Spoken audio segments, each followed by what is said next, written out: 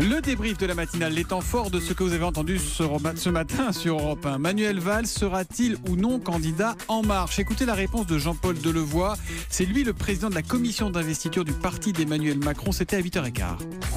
À ce jour, il n'est pas dans les critères d'acceptation de sa demande d'investiture. Et donc, dans le cas très précis, aujourd'hui, la Commission nationale d'investiture que je préside ne peut pas analyser la candidature de M. Valls. Et nous voyons bien aujourd'hui qu'il n'y est pas forcément opportun pour le mouvement En Marche d'intégrer cette candidature, quel que soit le passé. Et en même temps, il faut analyser la parole d'un Premier ministre. J'ai pas très bien compris quels critères ne remplissait pas Manuel Valls pour être candidat, à part celui d'être ancien Premier ministre socialiste. De quels critères vous parlez? Être adhérent.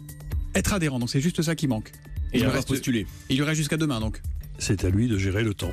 Voilà, Jean-Paul Delevoye qui a aussi annoncé que plus de 60% des candidats présentés par En Marche n'ont jamais été élus. C'est la première fois qu'il donnait un chiffre comme celui-là. La passation de pouvoir se prépare entre François Hollande et Emmanuel Macron. Il y aura certes le dernier Conseil des ministres ce matin. Et puis ensuite, on sera tourné vers la suite. Elle aura lieu dimanche, cette passation. Écoutez les informations de Gwendoline de Bono, c'était à 8h.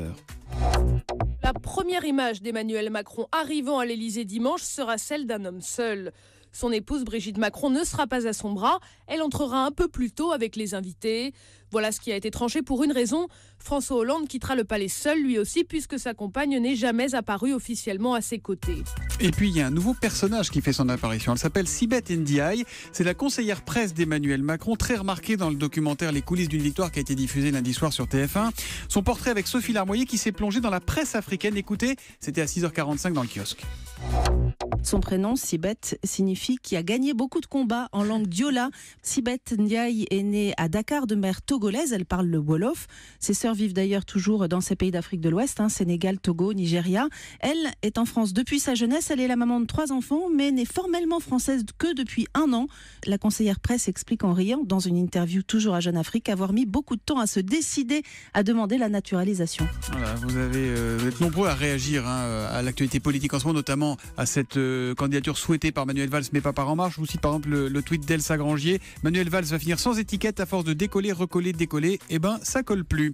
Pourquoi Donald Trump a-t-il décidé de limoger brutalement le directeur du FBI? Devenait-il trop gênant pour le président des États-Unis? Les explications de Xavier Yvon, c'est notre correspondant aux États-Unis à 7h30. James Comey était à Los Angeles en train de parler à des collègues quand les télés allumées dans la salle se sont mises à crépiter de breaking news. Et c'est comme ça qu'il a appris qu'il était viré. James Comey dirigeait l'enquête sur les liens entre les Russes et l'équipe de campagne de Trump avec des questions embarrassantes pour la Maison-Blanche. Conclusion du patron des démocrates, Trump vire la personne qui était en train d'enquêter sur lui. Le dernier président à avoir fait ça, c'était Richard Nixon en 1973. Il avait limogé le procureur spécial de l'affaire du Watergate et on sait comment ça s'est terminé, par la démission du président. Pour réagir, c'est toujours pareil. Vous réagissez à la matinale avec le hashtag E1matin sur les réseaux sociaux. Europe 1, 8h56.